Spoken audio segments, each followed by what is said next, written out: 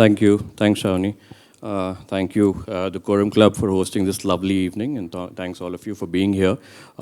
It's great to see this gathering, and yes, please do certainly get your copies if you haven't read the book already. This is my second interaction with Dr. Subramanian and Dr. Kapur, and I was just telling, in fact, Dr. Subramanian that the second time when I read it, because I reread some portions before this interaction, and it just left burrows in my head, and thoughts just stay with you and they make you think. So I'd urge you to get your copy. Professors, to start with, you've spoken at length about how you came across many surprises during the course of, while working on the book, right? The first 30 years of independent India, import substitution wasn't really that. It was basically a period of deep scarcity is what you found. Southern states, they were doing better than Hindi heartland states, but also the fact that they were doing as well as China for a period as long as 40 years, right? So many surprises. But to begin with, I'd like to ask, and it's been almost 2 months now that you've basically been talking about the book, it's been out.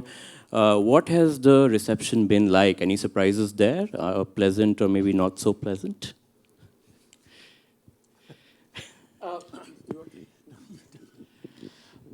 Well, firstly, look, to be honest with you, we were a bit anxious about the book because it's long, it's full of data, and it is basically, somewhat technical.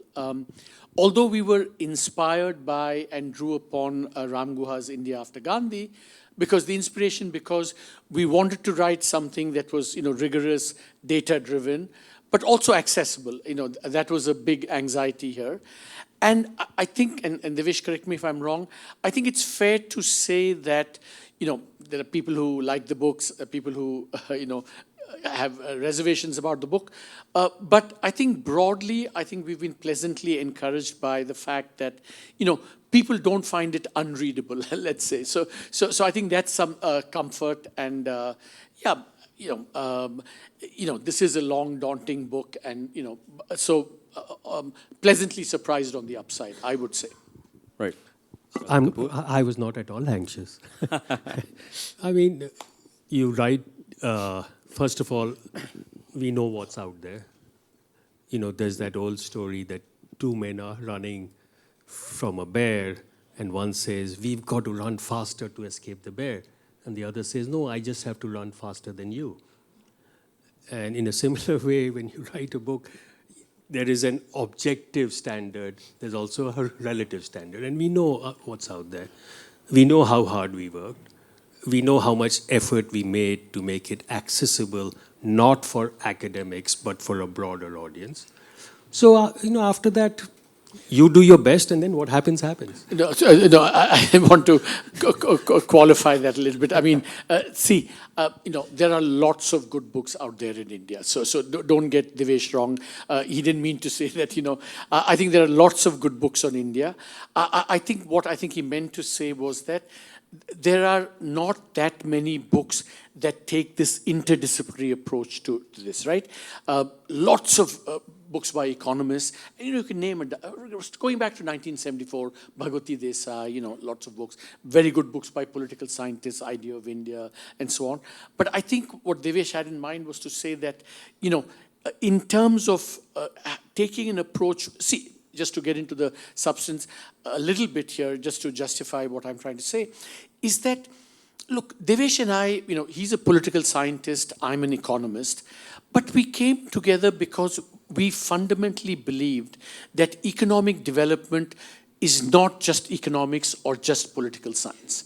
That for a new country like India, it had four challenges and transformation that it had to undertake. For a new country, a large country, such a diverse country, how do you reconfigure a colonial state into a development state? Challenge number one. A new nation, Gandhiji had created Indians to fight the British. But post-independence, how do you define who an Indian is? What's going to be the attribute? So forging that sense of nationhood, second challenge. Third, how do you create an economy, a colonial economy into a market-based economy? And fourth, I think maybe the biggest challenge of all, how do you simultaneously reflect society, navigate society, but also transform society?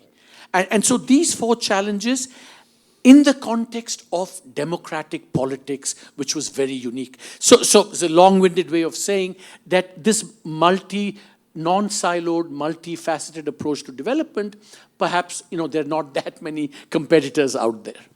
Right. Certainly not many books out there that take a bird's eye view of the entire arc of basically the development that has happened in the last 75 years in independent India.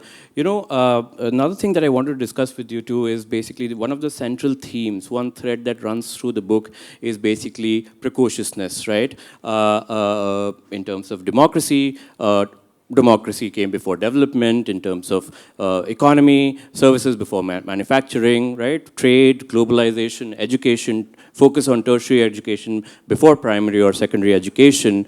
Do you think there was a peculiarity about our country basically when it became independent that led to these multiple attributes of precociousness, or has something like this existed before in other countries when it came to nation building and state building?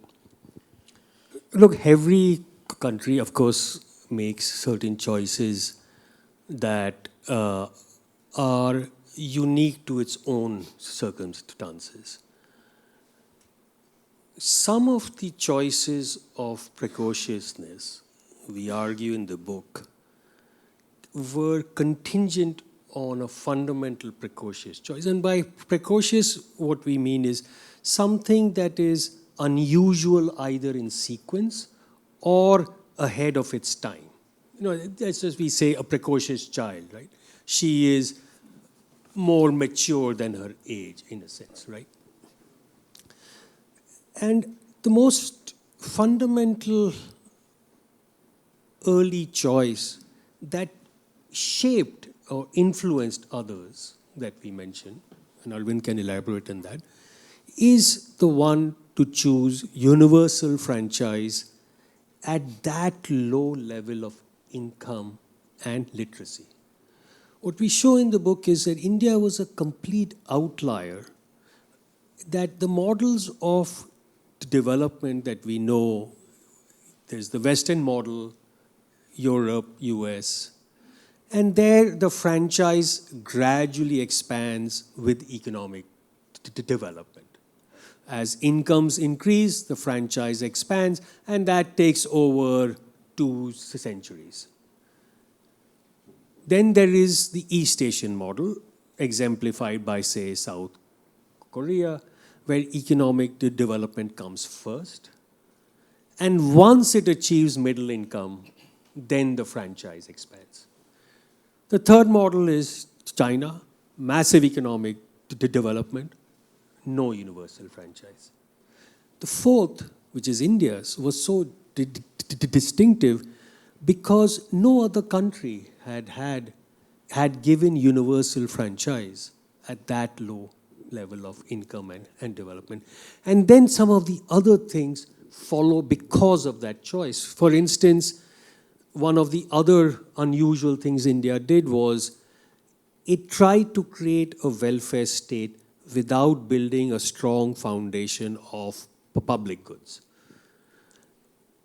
The quintessential Western experience, or the South Korean or Japanese or the Chinese, was first lay a strong foundation of public goods, public health, primary education, water, sanitation, and so on, before you create a welfare state. But the pressures of democracy meant that pressures for redistribution came much earlier. So then, Devesh has outlined, very nicely the political dimension of precociousness, right?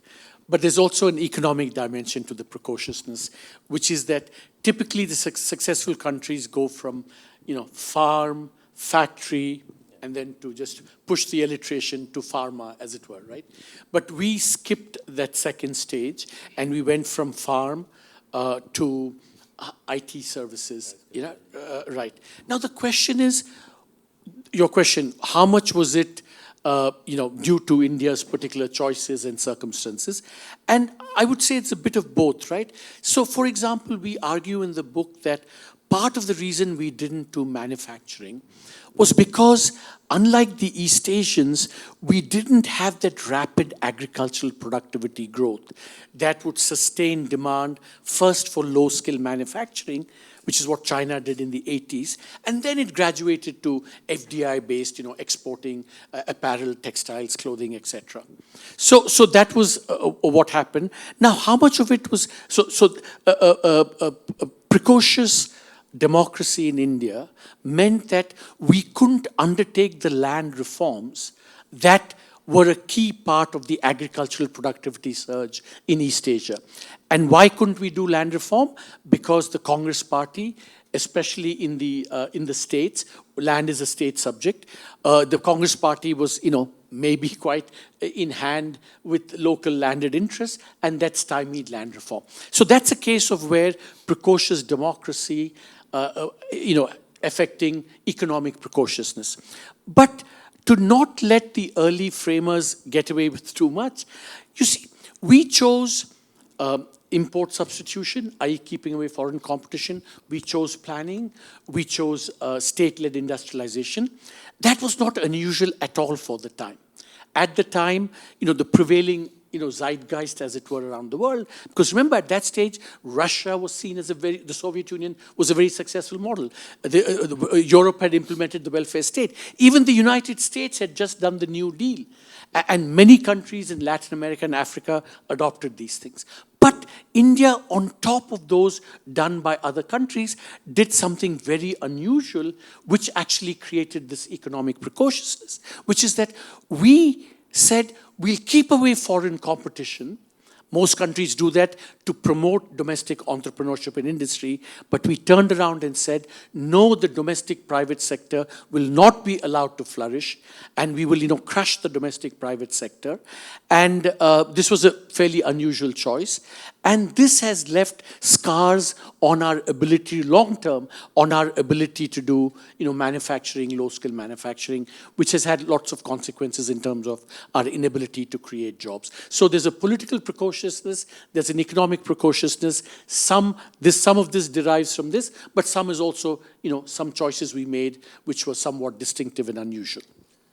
But it's also, in addition, as Arvind said, that one of the failures that India had for the first few decades was the low growth of agriculture. And a country which was then overwhelmingly rural, agriculture was the predominant economic activity for the majority of its population.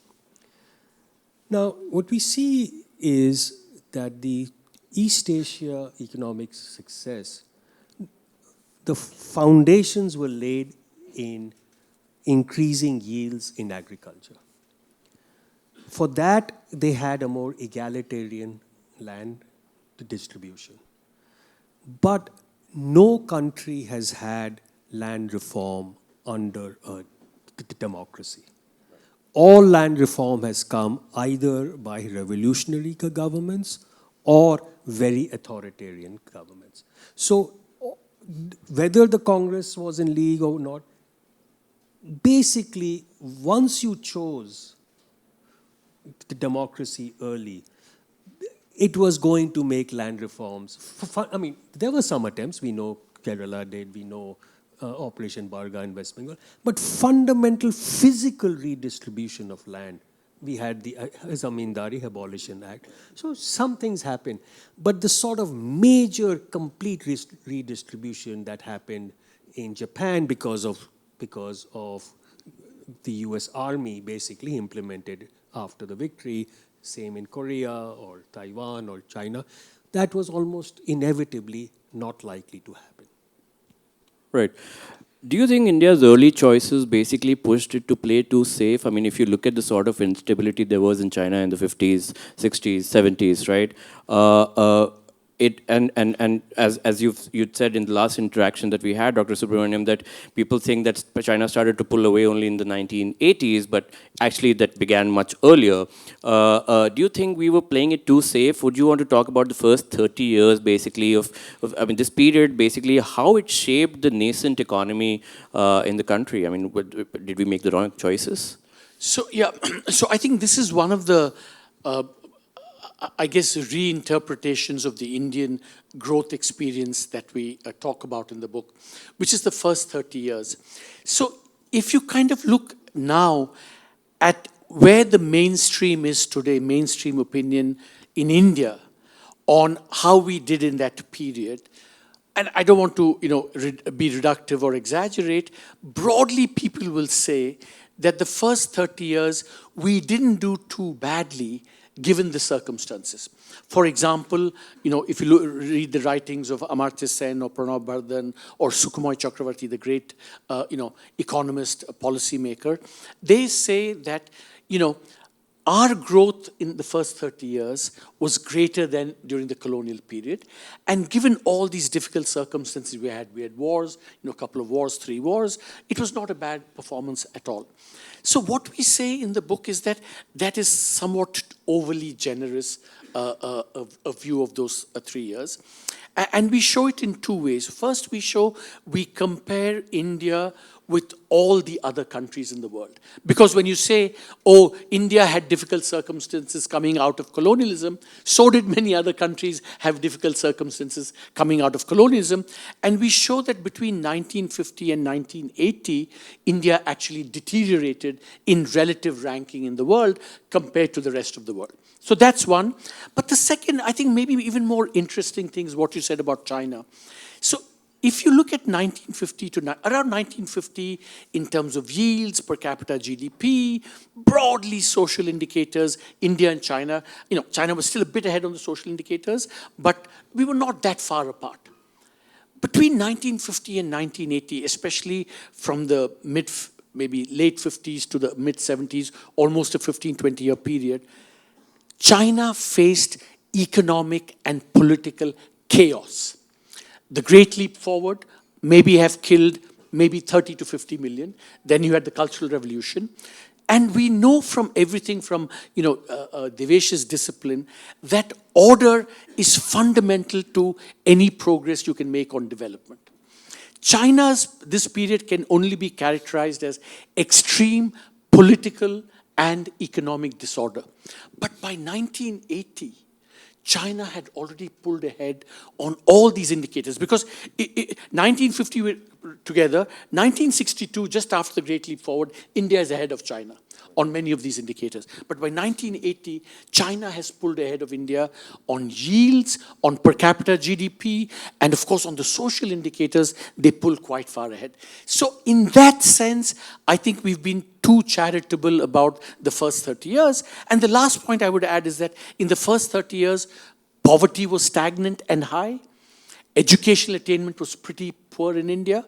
And India went from having 2 to 3% of global export market share over that period to 0.5% global. So it was, I think, in the development race, it set us back quite a bit.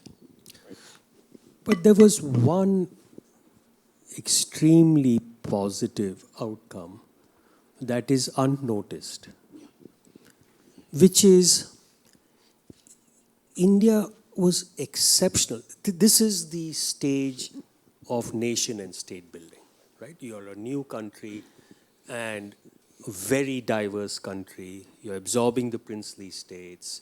So nation building.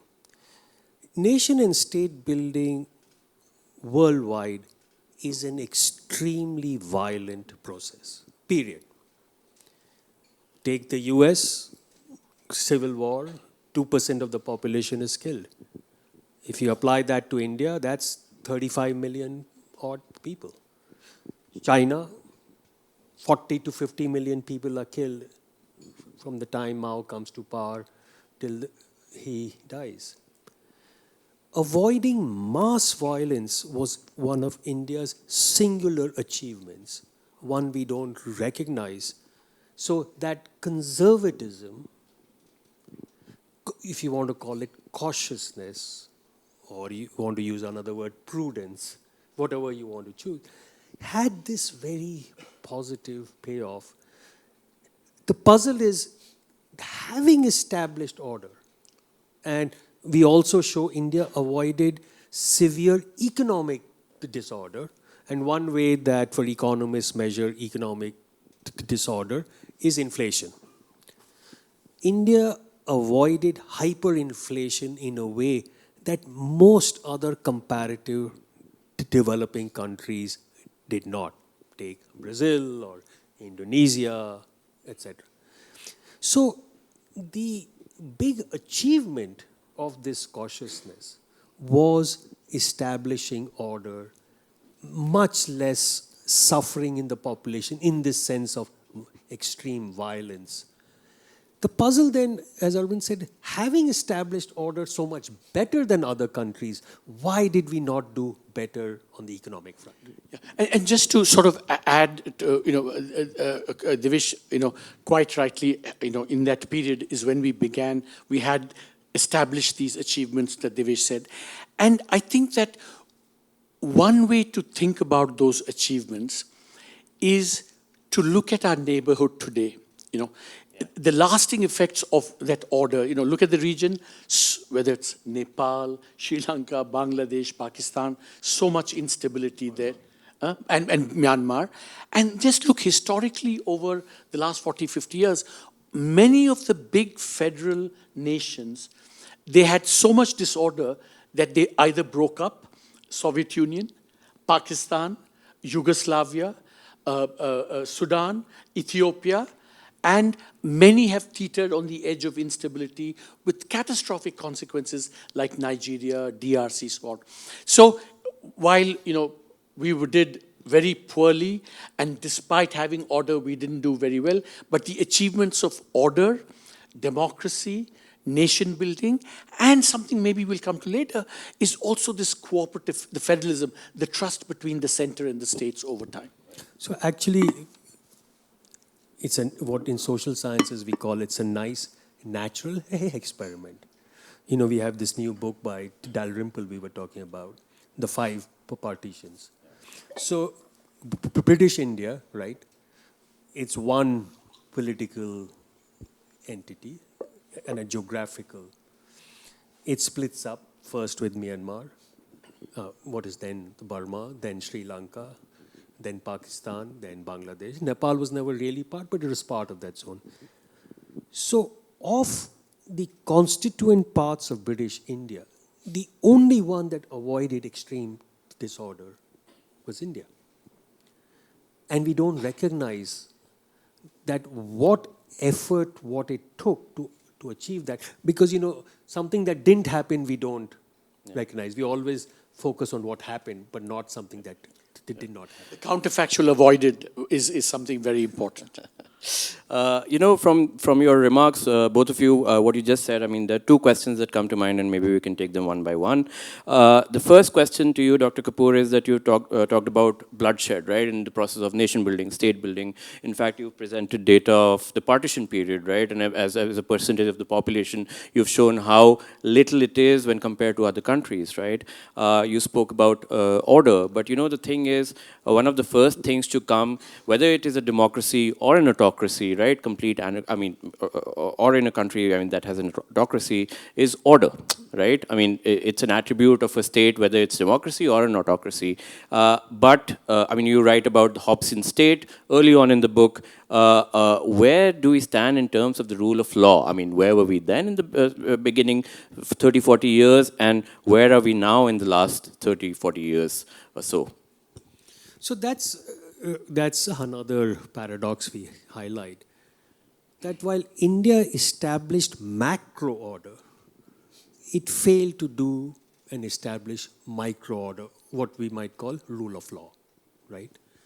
And we show evidence from riots to student strife, to labor strife, communal violence, all the other forms of micro disorder.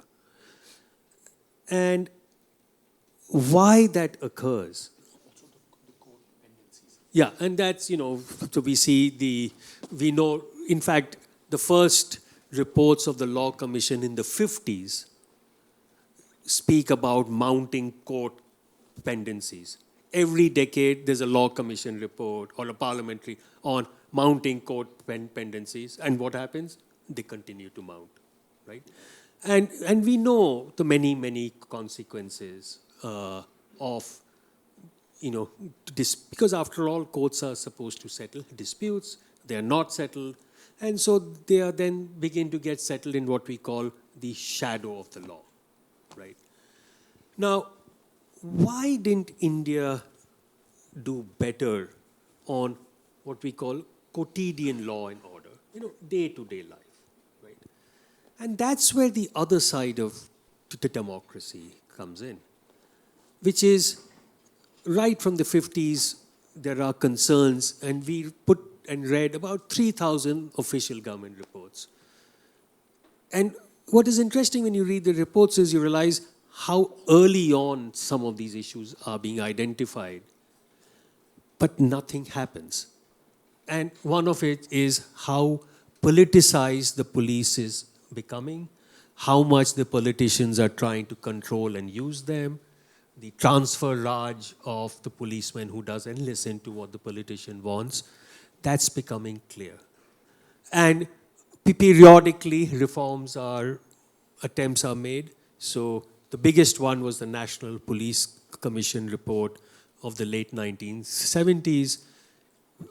Given everything that happened in the emergency, there was a demand in the aftermath of the Shah Commission report on the excesses of the police. Huge effort in the National Police Commission report. It's like 13, 14 volumes.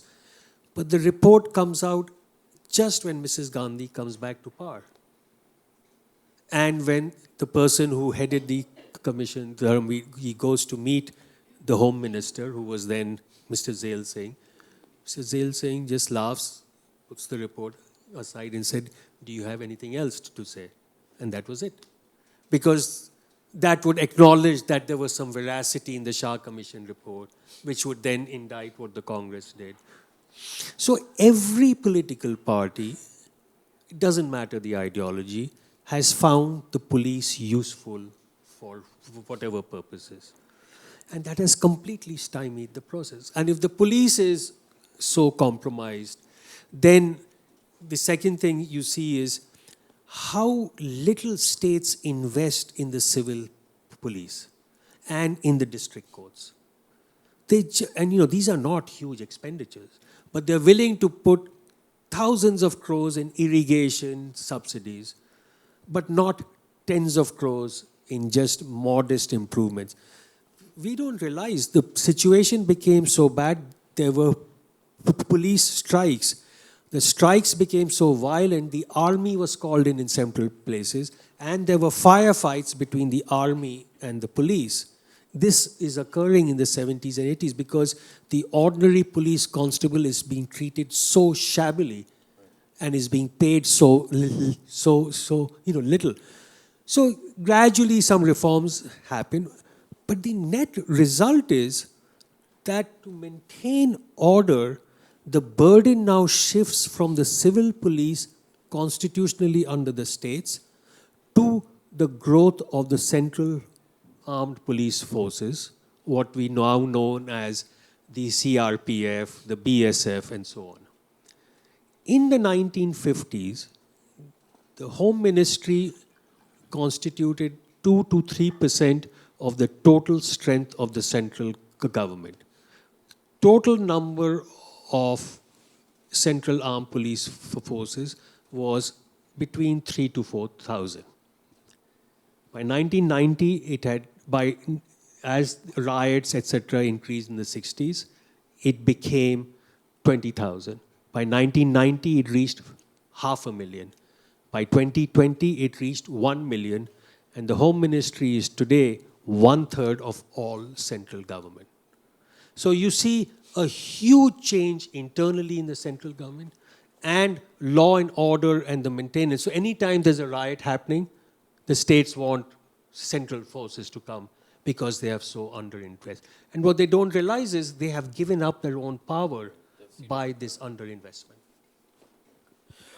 The other question, what you just mentioned about the neighborhood, right? Bangladesh, Nepal, Sri Lanka, Pakistan. we've already touched upon on quite a few points on how this was a very slow and grinding process for India in the early years, right? Do you think with that slow and grinding process we bought some stability? I mean, because the thing is that, with electoral politics, with democracy, with the sort of diversity that you have in the country, the geographies that you have, maybe we couldn't have moved any faster. Do you think that is the case, or did we bungle some things up along the way? No, I think that, you can't entirely exonerate some of the early choices we made. I mean, I do think that not being able to do labor-intensive manufacturing has been very, very costly for India. Now, some of it was because of the early choices which were given, but some of it we chose. I mean, first let me give you an illustration of how costly this choice was on this. So just take, let's say in the last, recent thing, China has about 20 to 25% of the global labor force. India also has 20 to 25% of the global labor force.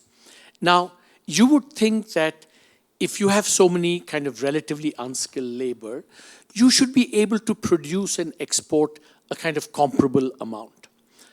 But guess what? China occupies about 50% of the global export market share in labor-intensive goods, and India accounts for about 2 to 3% of this.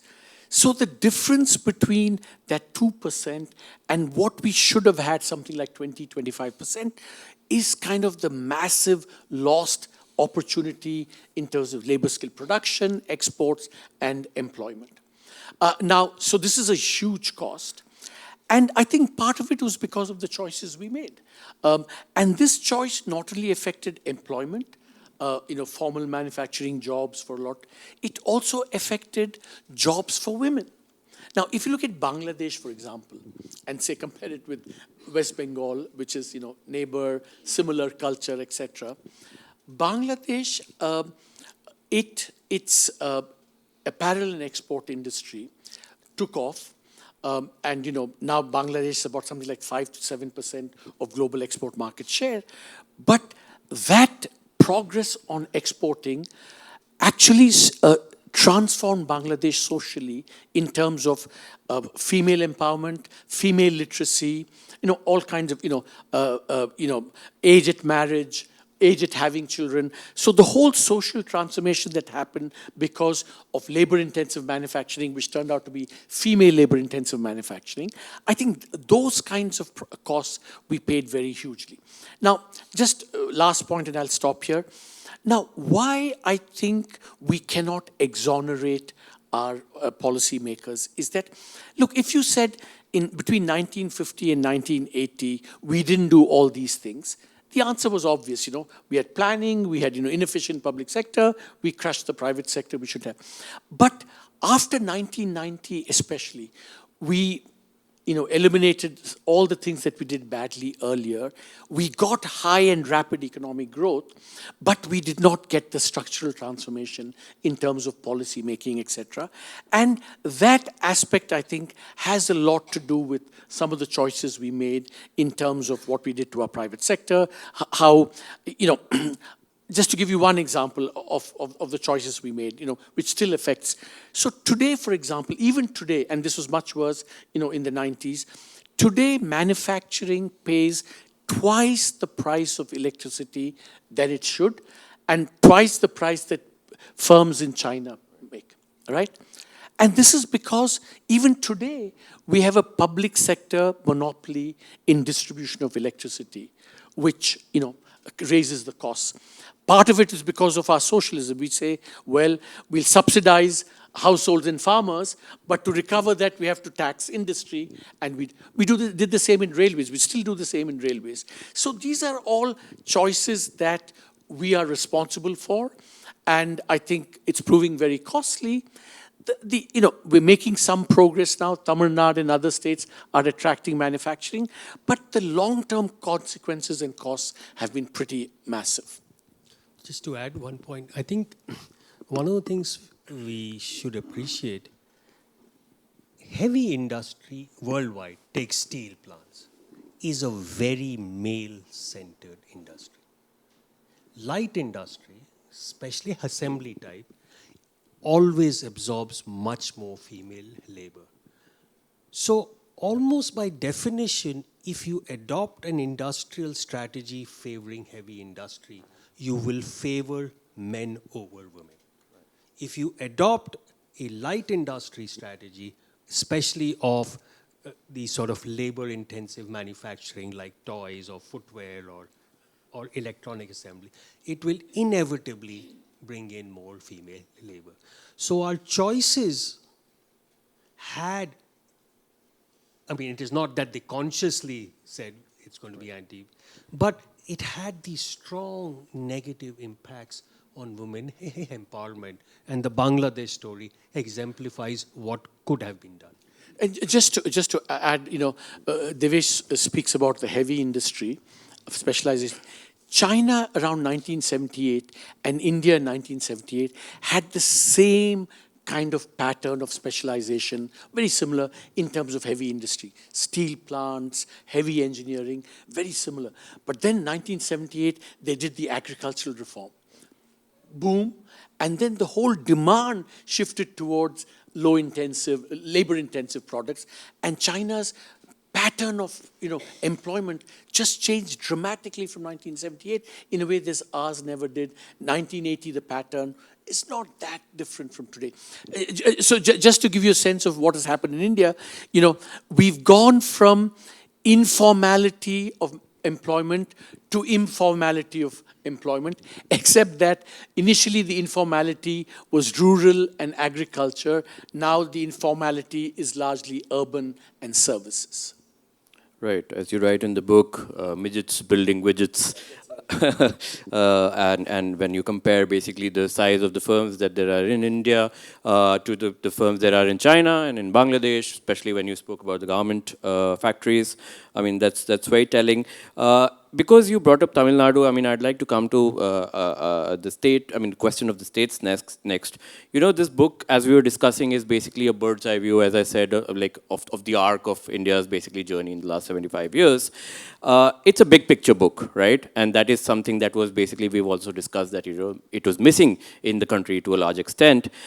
But in this book, I'd like to you write in the book that if the central government made at least occasional attempts at studying administrative reforms and very occasionally launched new initiatives, state governments did not even go through the pretense of trying, right? You've spoken up in detail about the states. Why did you think there was this need to get into the details of the states to this level in the book? So, when we think about the failures of the Indian state, we often, our mind turns to public goods, right? So, we sort of use this sort of what we call the 7 or 8 Ps.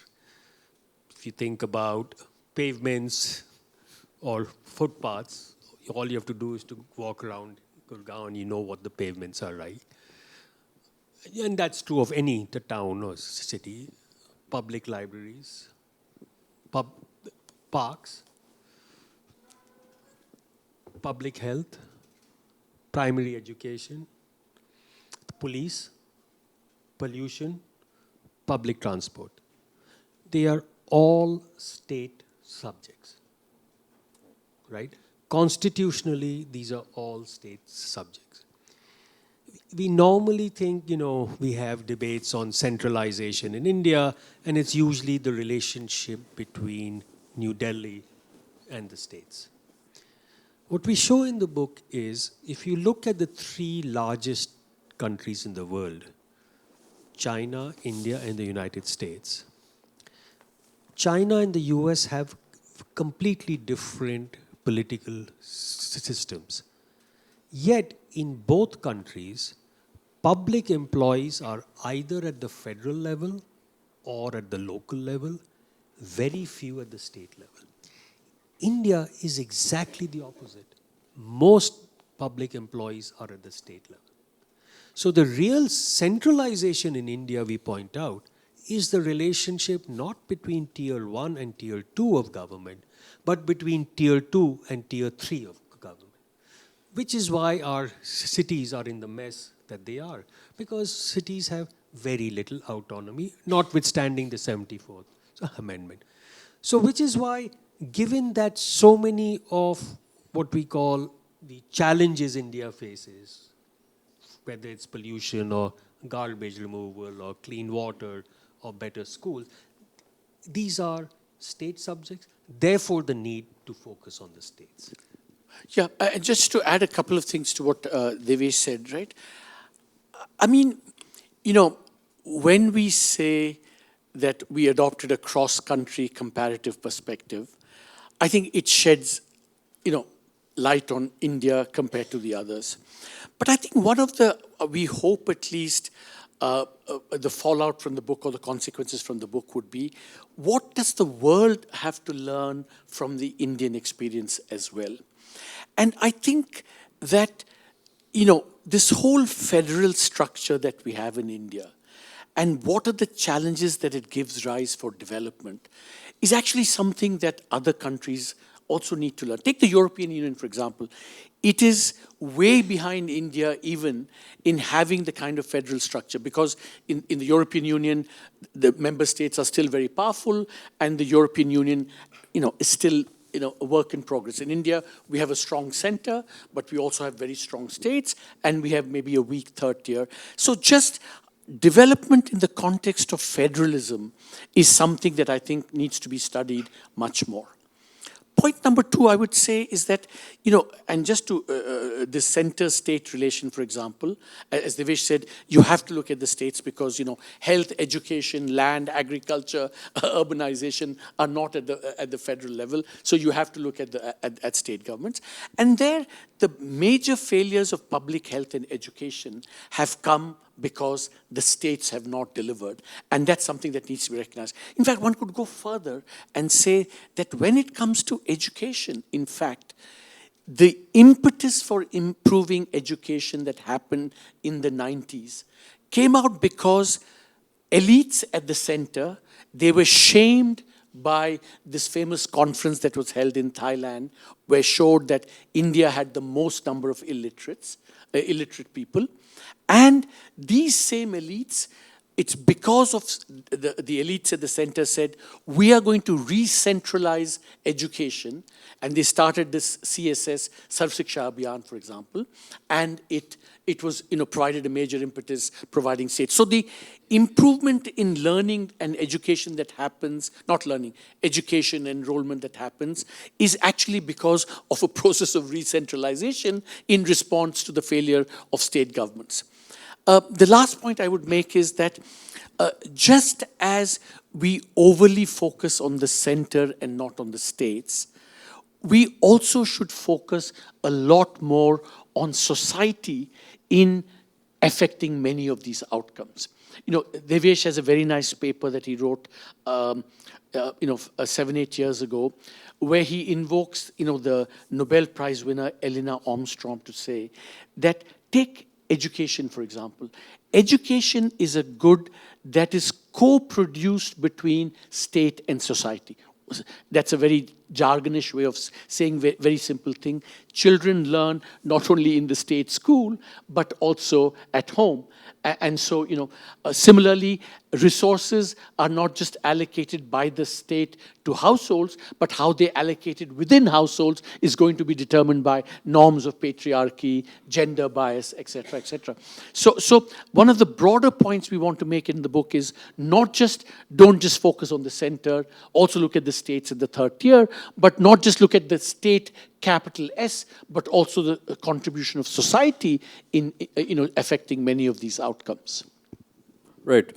In fact, one of the paradoxes that comes across is basically that, in the pre-1990s socialist framework, basically when you talk about welfare, the very physical presence of the state in terms of education, right, police stations, postal services, funnily, funnily or not, it actually sort of started presenting itself only in the neoliberal era, right?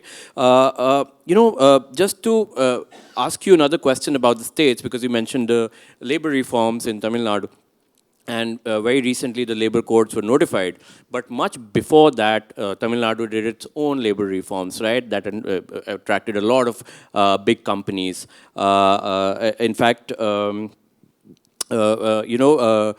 now what's happening is that when you look at AI, a lot of big tech companies are basically going to these southern states, Tamil Nadu, they're going to Andhra, they're going to Telangana. So this is the new war, right? This is a new competition in terms of hosting big tech, right?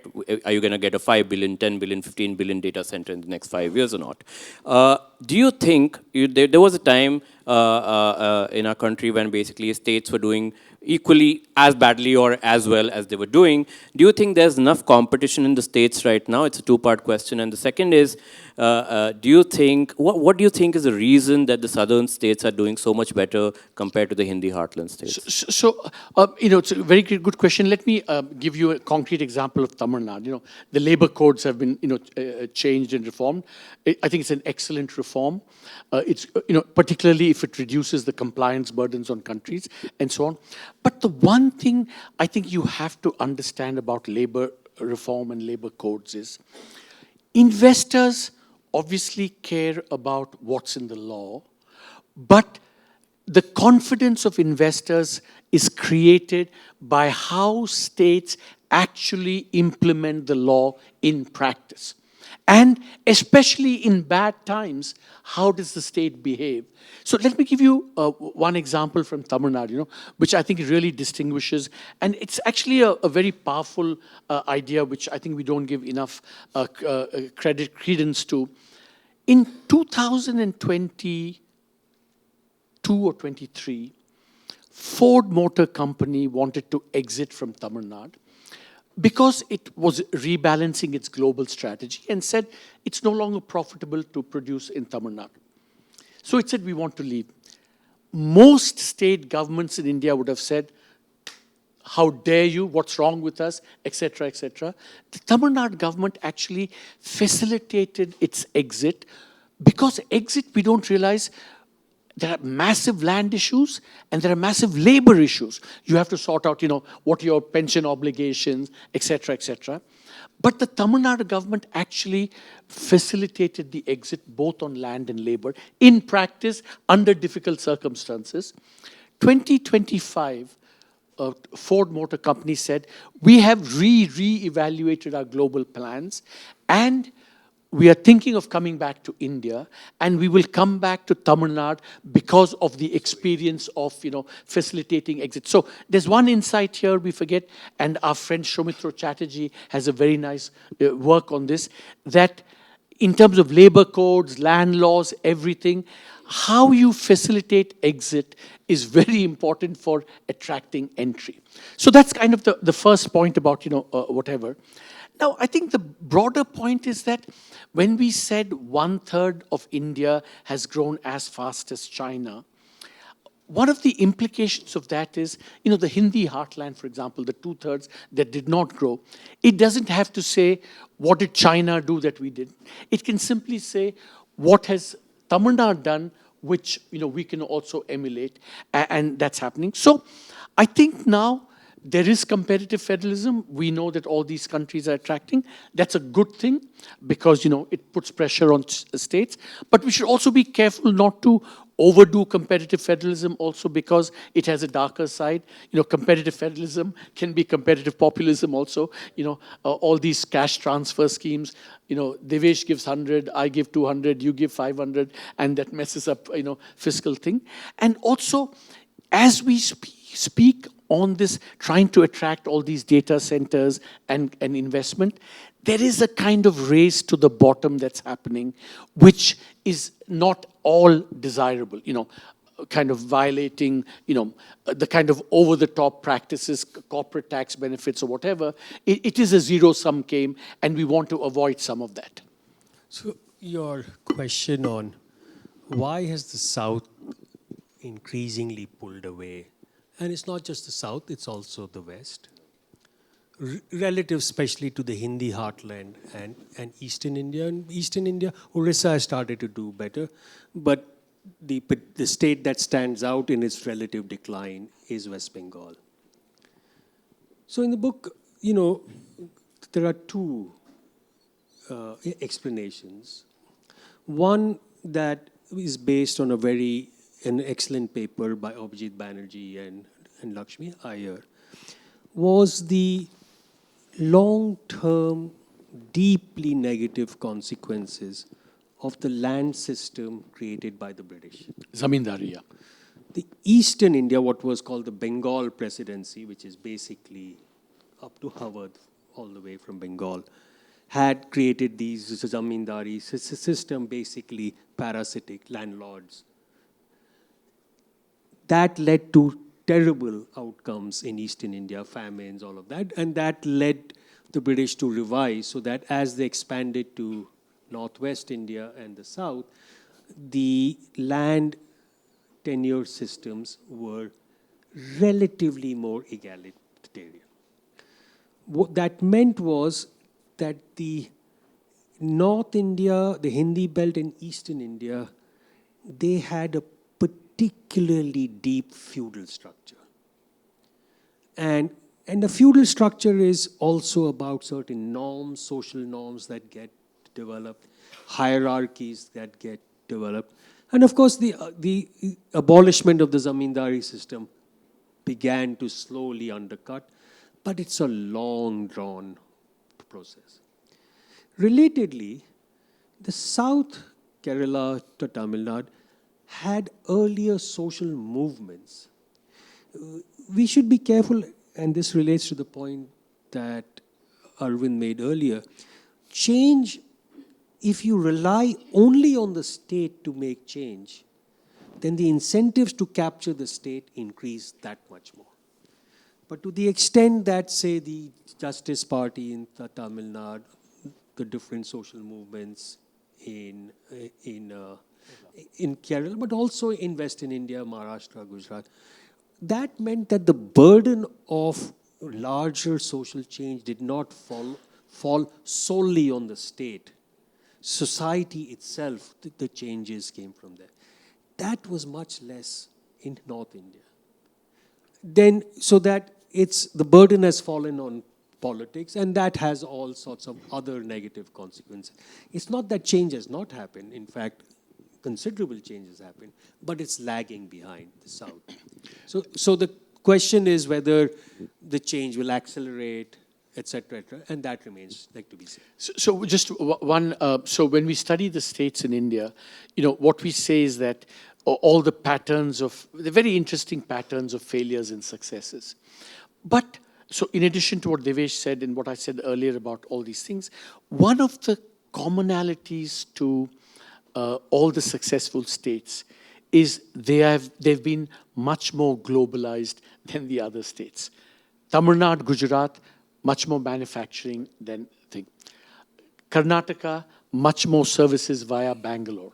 Haryana, Gurgaon, both manufacturing. We forget it's not just a service thing, but it also had manufacturing. The Maruti plant to begin with.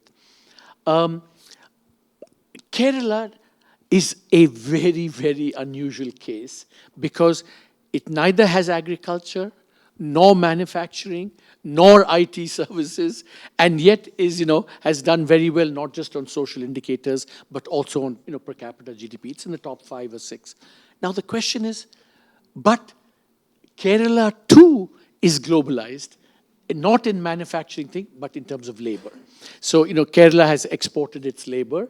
It's got the remittances. These remittances have been well spent, and so on. So, the broader point is that, when we talk about being open to the world, our experience at the national level after liberalization, we did much better, is also borne out at the state level, where the states that have been more exposed to globalization have done well.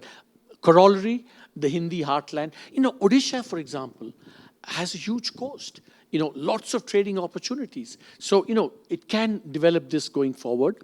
And therefore, one way Hindi heartland also has to think about how it gets itself more plugged in to the global kind of value chain, as it were. Professors, when we started out, one of the things we were talking about were how you came across many, many surprises during the process of basically working on the book. One of those surprises I'd like to discuss, you mentioned that, you went over about 3,000 government reports and papers and studies. In fact, if you look at the index and the bibliography and the notes section of the book, I think altogether it's about 150 pages. That's more than a short book, more pages. You mentioned previously that, a lot of these government reports are actually very self-reflective, right? I do a weekly show for the print, which is called Everybody's Business, and I try to refer to a lot of these first-hand documents. And I was looking at this document by the India Rare Earths Limited, right? The government undertaking, which was from 7 years back. And it was highly self-reflective in the sense, if you want to build dominance in this area, what you should do, where you're lacking and all of that. What do you think is the reason that these self-reflective government reports are not translating into action? I think one of the... So first, to backtrack, I don't think we have a full explanation. I think we ourselves struggled to understand why. I think one of the features of our bureaucracy over time, I think it's even more so today, it has become very risk-averse. When you read the reports on administrative reforms, they lament that if you take risks, like any entrepreneur knows, you will not succeed each time. In fact, you mostly fail, actually. But failure is always punished in the Indian system. But not doing anything, you're not punished, right? So the status quo bias is very strong, because if I take the risk, and any risks like this, when you're changing things, you cannot guarantee success ex ante. And so risk aversion is one. The second is the person writing the report, by the time the report is out, she is transferred. The next person who comes is either relearning or reinventing the wheel, or of course they want to separate themselves from the predecessor, so wants to do something else. This is another thing that appears in reports all through the 70 years, the incredibly pernicious consequences of transfers. Officials are just not there. When you have to implement something that is serious, it's not about days or weeks or months, it's years. But by the time I start, I'm transferred, the next guy has other priorities. So it is these inherent deficiencies in the nature of our administrative systems. To build systems takes time. You have to leave people in places, allow them to build on the ideas that they have and take it. And we almost never allow that. So just to add, so the phrase we use in the book, just to paraphrase what you said, is that the Indian state is remarkably self-reflective. It's frequently self-flagellating, but rarely self-correcting, right? That's kind of a theme that comes out. And Devesh is absolutely right that, I don't think we have great answers. You could always invoke vested interests, for example, right? You can't get off agricultural subsidies because of all these vested interests, so on. But there's good news and bad news, right? But the good news is that change has happened, right? Quite a lot of change has happened. The bad news is that if you look at when major changes have happened, there have basically been three propelling forces. One is crises. '66, we had the famine, the US, President Johnson kind of treating us badly. We got the Green Revolution and technology. 1991, most famously, we had the financial crisis. And then, of course, we had massive liberalization. And to add, thanks to President Trump, We may be having a... So that's one. The second thing is technology, right? Famously, the telecommunications revolution has happened because of technology. But the third thing we point out in the book, which has been a remarkable agent of change, is economic growth itself. Economic growth, basically from 1980 onwards, transformed Indian society in many, many ways. Poverty reduction, et cetera, et cetera. Even if you take the education that we spoke about, when economic growth took off, education was helped in two ways. The state got more resources, and that's why centrally sponsored schemes like Sarv Shiksha Abhiyan were really implemented when the state had a lot of resources. The other subtle way in which growth happened was, when growth took off, parents said, now the returns to education have really gone up. So we must get our children education. If the public school won't provide it, we'll send them to private schools, get private tuition, because now the returns to education are very high. So, and there are many other examples. So, crises, technology, growth. The bad news is that these are all, a lot of it exogenous. The self-correcting, the state realizing and taking action to change has happened quite seldom. One example would be the petroleum subsidy that we did, right? That was one concrete example where, we said subsidies are too high, and what the government did, very innovative, it said, we are about X% away from the world price. What we will do is, we will not raise the price drastically, we'll change it by small amounts periodically, so that over time, the cumulative, this kind of based on the nudge idea. The nudge idea is that if you do small things, they won't notice, and you can get more difficult things done by accumulating the nudges, as it were. But the bottom line is, Devesh is kind of right, that we don't really know why we cannot exit from bad policies. So one other factor which we point out is,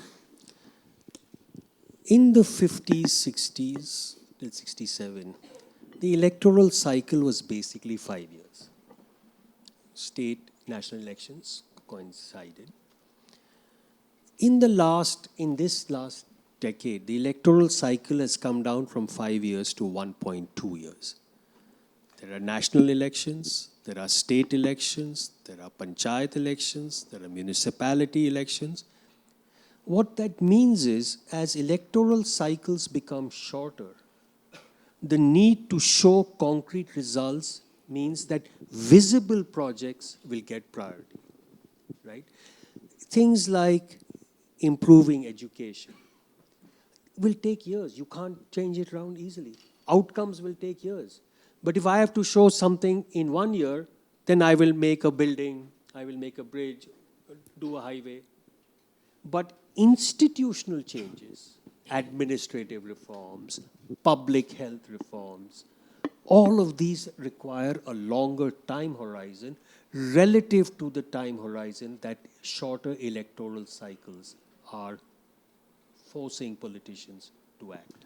The last thing, I think we should stop, because I think this thing, on a slightly more facetious note, so the fact that the average gap between elections has gone from nearly 5 years to 1.2 years, having made that statement, I think whoever makes that statement hopefully will not be invited by the Joint Parliamentary Committee to come and testify in favor of one nation, one election, because that's not the point of what we want to say. But the other thing, the short election, the frequent size, is that, as Devesh often points out, corruption in India mostly stems from, or a lot stems from election financing. And elections, if they're held much more frequently, means, corruption from elections will also radically increase. So I think, this is a major problem of Indian democracy as well. Right. I have many more questions and I've been greedy, but we need to open it up to the audience. So let's, do we have mics here? Could you all, whoever has a question, if you could raise your hand and we could take your question.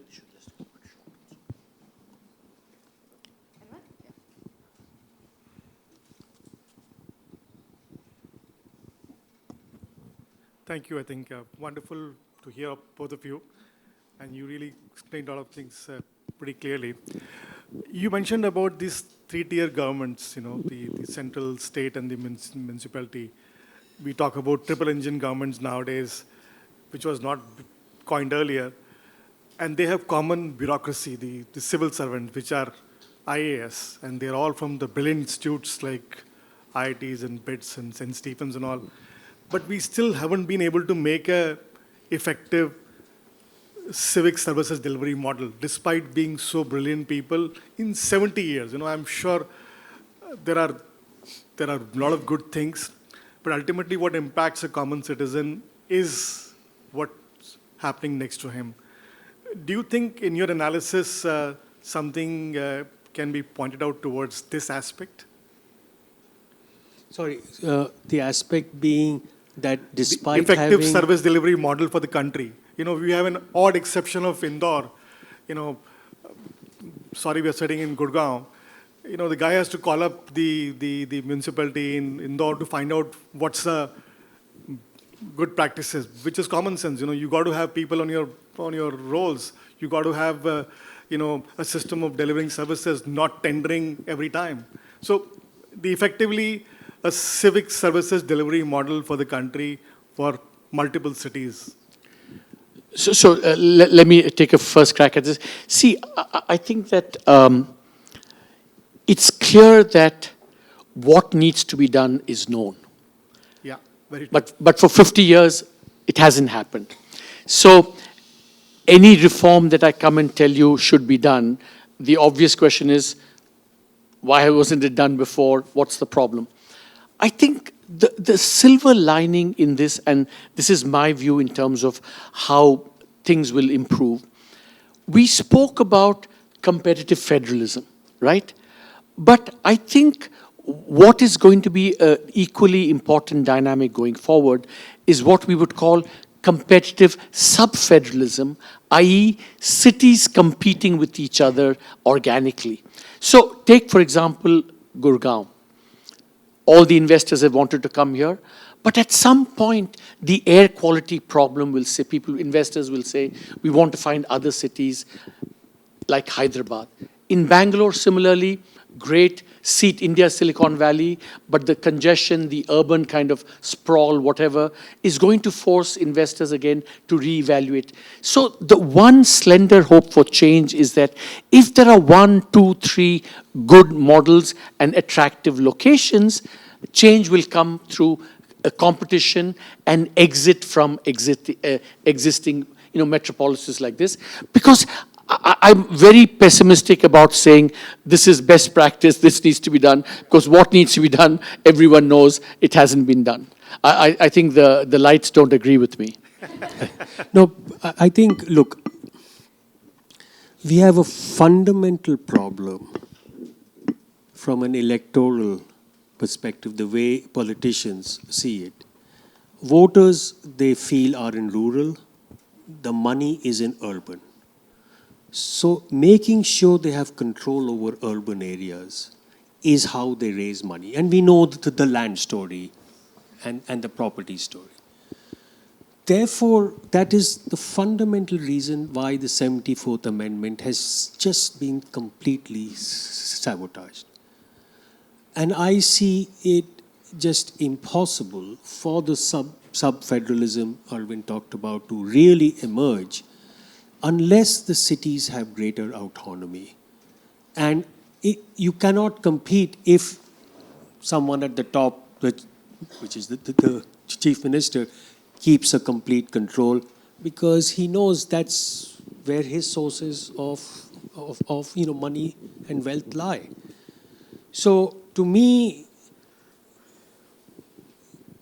for India to grow, urban cities have to be the growth engines in the 21st century. For that to happen, it will be much harder given the way the current control of tier 2, the states over our cities lies. And if that doesn't change, I feel the challenge will be harder. See, but there's also a little bit, I think, a cautionary note here, is that, but we shouldn't think of decentralization further as a panacea either. It's very easy to say, oh, we give power to things will radically improve. One has to be, it may improve, has to be cautious. As Devesh said, land is involved, always there will be problem. And the second feature, which I feel quite strongly is that, the closer you are to the people, the less inclined you will be to tax them, because voters don't like to be taxed. And unless you can convince voters that you can deliver value for money for their tax revenue, that's going to be a problem. So I think it's a very complicated problem.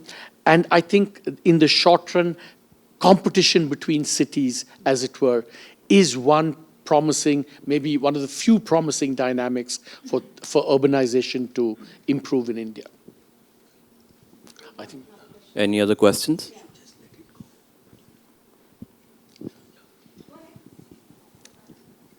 Firstly, thanks for sharing such insightful observations about India's development trajectory, and we've nicely reflected on the events that have shaped the development story and opportunities that we've seized, lessons learned on the way.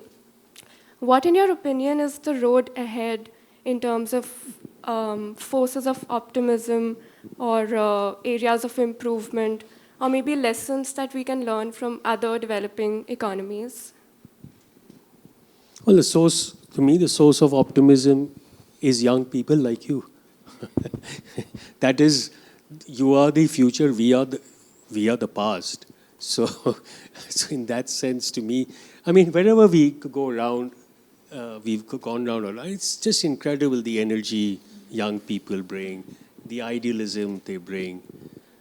And to me, if there's one source of optimism, it's our youth. It's not old people like us.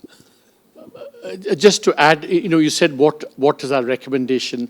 So we end the book, as Devesh said, on this note of optimism.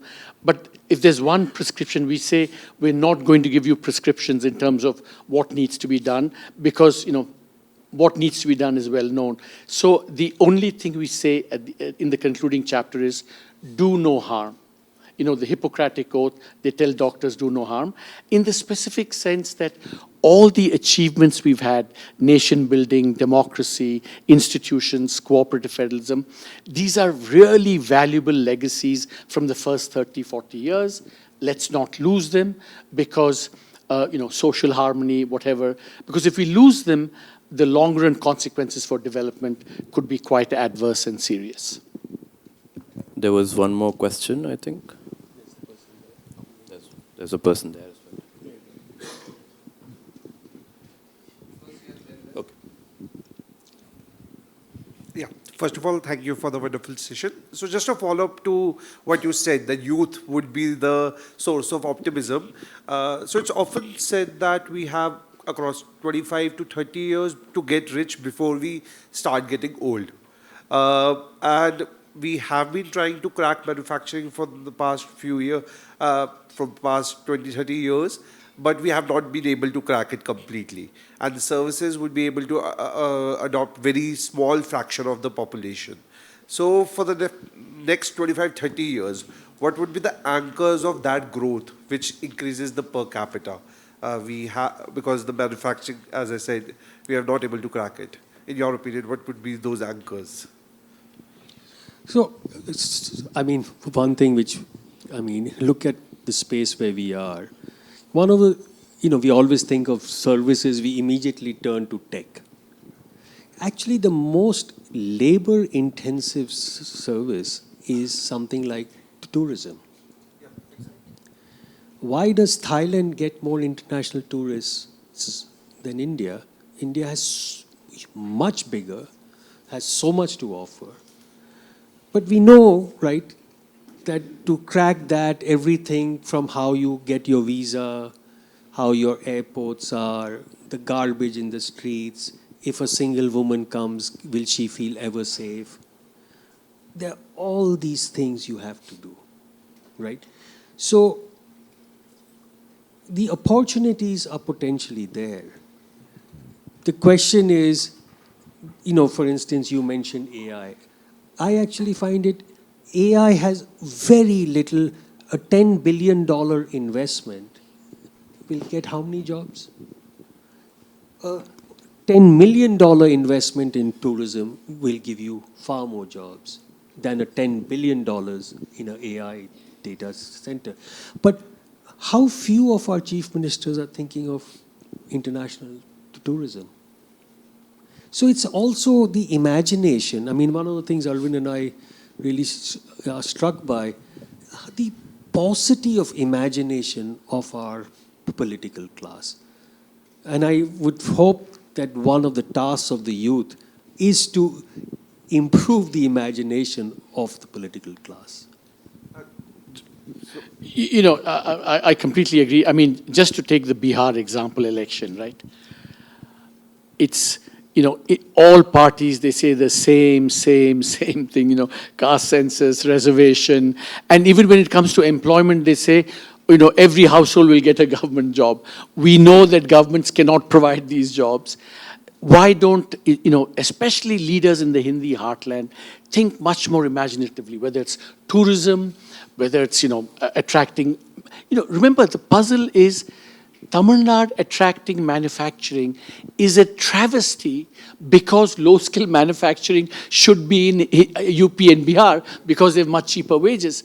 So why don't these ministers say, and as Devesh says, why don't the youth put pressure on, when the manifesto comes out, every government, youth should say, this is a ridiculous, implausible idea. Please don't take us for a ride. Tell us something that's different and more plausible. We have a question there. Now, I'm not sure whether it's Priyasha or Anaga, but you'll forgive me because they're identical twins.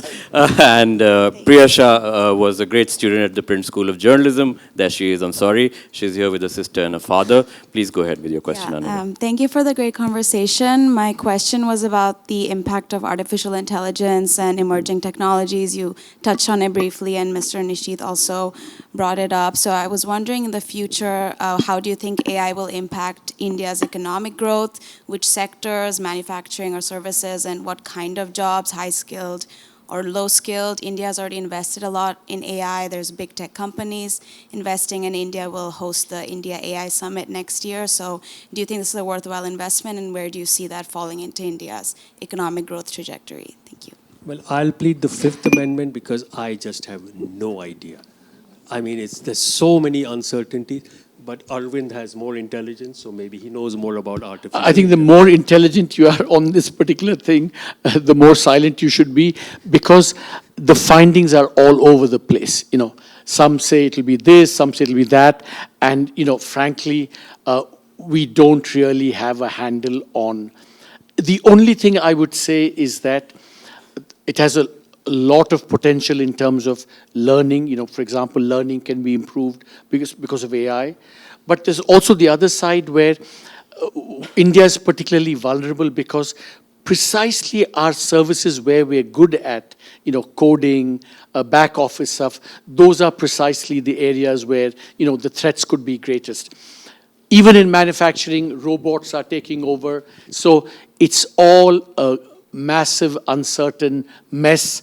And, like Devesh, I myself cannot see my way through most of this.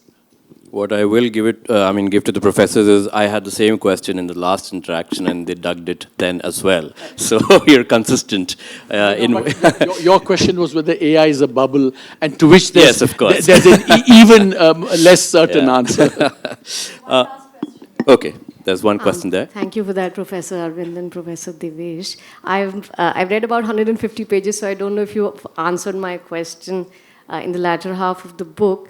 But I think I don't understand why India has suddenly become, or in the past decade, become so brand conscious, so image conscious. It really feels like India is like that teenager that really cares about what everybody around her thinks.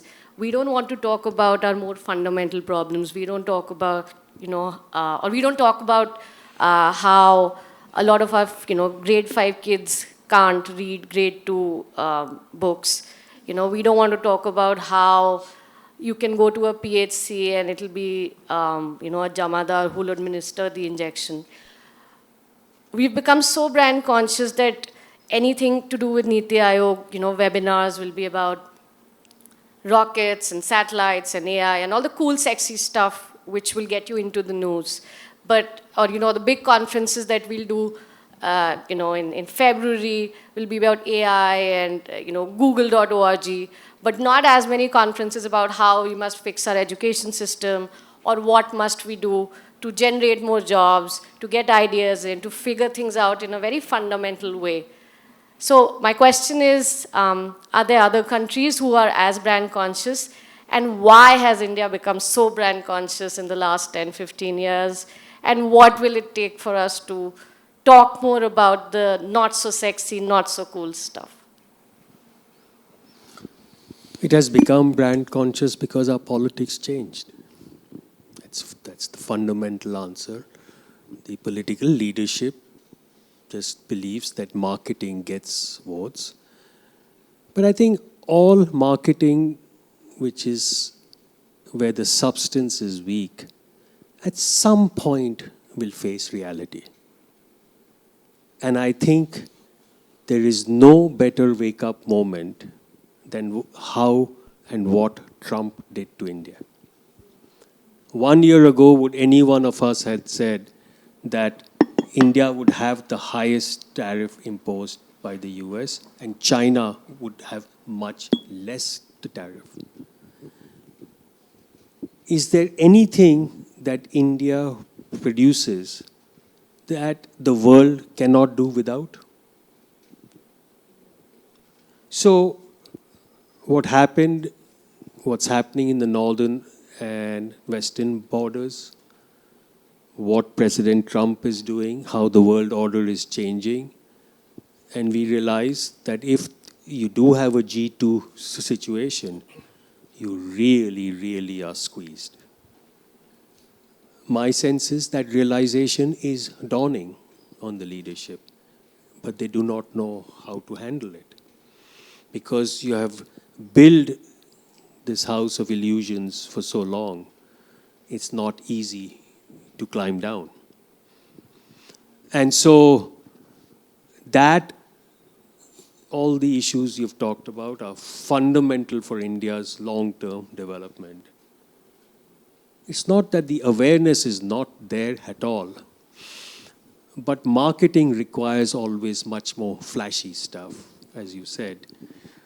Everyone now talks of AI, but the fact that most children are, how many of India's children have stunting, how many simply cannot read or write a simple paragraph or do a plain addition, subtraction. It is a real shame for the country. But in the end, that reality, simply by brushing it away, doesn't mean the reality doesn't exist. And at least my hope is that what has happened in the past few months is a wake-up call for the much tougher challenges in a world that is going to be in much greater turmoil. So just the one point to add is that I think the beauty of India, I agree with everything Devesh said, and I just said earlier that we had a remarkably self-reflecting state, self-flagellating state, but not a self-correcting state. Maybe we need to revise that with the new politics. We're not so self-reflecting and so on. Yeah. Congratulatory and this. But I think, remember, the hope for India is three things, right? Large federal country, therefore many, many different things happen in many, many different places. One, right? So you're always going to be getting, despite whatever the marketing and the hype is going to. Second, I think we shouldn't give up hope on society. After all, Pratham, civil society organization, is the one that's pointed out that there are all these problems. So civil society still has a role to play. And finally, coming back to the thing about India's youth, they know when they're being shortchanged. No amount of marketing can change that. And therefore, the youth, society, the diversity of India can, be a force for correcting this overly self-congratulatory kind of bubble that I think our current politics has produced. All right, professors, to wrap it up, a very quick question from my end. We've had two interactions now, and you play off each other really well in the interactions, right? It's almost like you're finishing each other's sentences at some points. And you've worked... Correcting each other. Correcting each other and taking the more positive spin on something when the other person has said something, or maybe a pessimistic spin. But, you've worked on this book for 5 years, I suppose, but it's been in your heads, as you've said, for maybe 10 years or more, and how you've basically complemented what each other brought to the table. It shows in the book and how accessible it is. During the 5 years of writing this book, did it ever test your friendship? I have a simple, we only shouted at each other 3 times. And apart from that, obviously there are big differences. I mean, not big, we had differences. But I think what makes a cooperation like this work is that, A, we fundamentally trusted each other's thing, and we had an openness to accepting the other person's point of view, especially if it was backed up by data. So because the book, so the many things that are, for people have told us, you did not discuss the role of culture. For instance, the South versus North. Is the explanation cultural? Yeah, and it might well be. First of all, culture is not our comparative advantage. And the second is, the book we were determined that we would make claims, arguments based on the data. On culture, that's not a data, that requires a different thing. So when we had disagreements, he or I would produce the data to back our claims, and then the other would have to accept it. So that created a sort of a sound foundation for settling arguments. Dr. Kapur, Dr. Subramanian, thank you so much for taking the time to speak to us today. It was a lovely discussion, and thank you all for being here, and Shawnee and the Quorum Club for hosting us. Thank you so much.